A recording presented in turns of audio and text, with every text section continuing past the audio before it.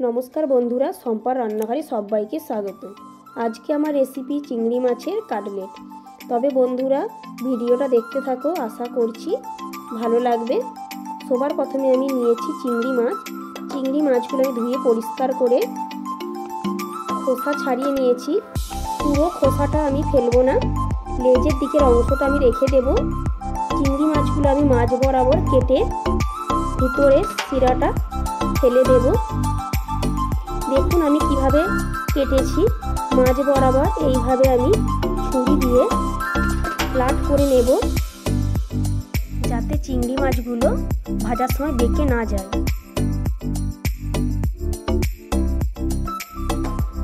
এবার আমি নিয়েছি মিক্সিং জার, ওর মধ্যে দিয়ে দেবো আদা, রসুন, ধনে পাতা।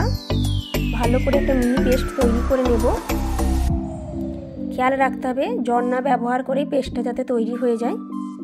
দিয়ে দেব গোলমরিচের গুঁড়ো হাফ চা চামচ, স্বাদ মতো লবণ,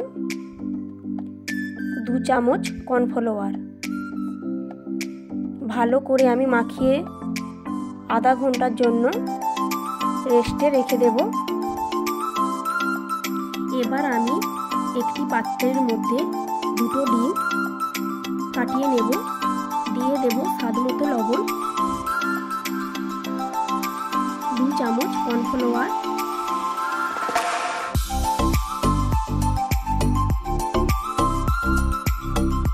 ভালো করে ফেটিয়ে নেব। দিয়ে দেব হাফ চামচ গোলমরিচের গুঁড়ো, ভালো করে ফেটিয়ে নেব। ওই ডিমের গলার মধ্যে দিয়ে দেব আগে থেকে ম্যারিনেট করে রাখা চিংড়ি মাছ। আমি ব্রেড ক্রাম্বসে কোট করে নেব।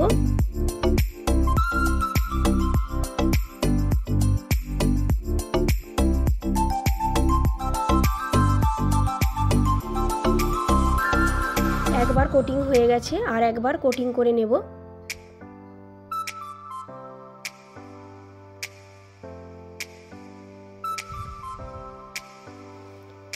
ঠিক এইভাবে আমি সমান করে নেব চিংড়ি মাছের কাটলেট। দেখুন দেখতে কতটা সুন্দর হয়েছে। ঠিক সমান রাখবো এইভাবে। প্রত্যেকটা চিংড়ি মাছ আমি কোটিং করে নিয়েছি। কড়াইতে আমি আগে থেকে তেল গরম করতে দিয়ে দিয়েছি। দেখুন এবার দিয়ে দেব চিংড়ি মাছের কাটলেট। মিডিয়াম টু লো আছে ভালো করে ভেজে নেব।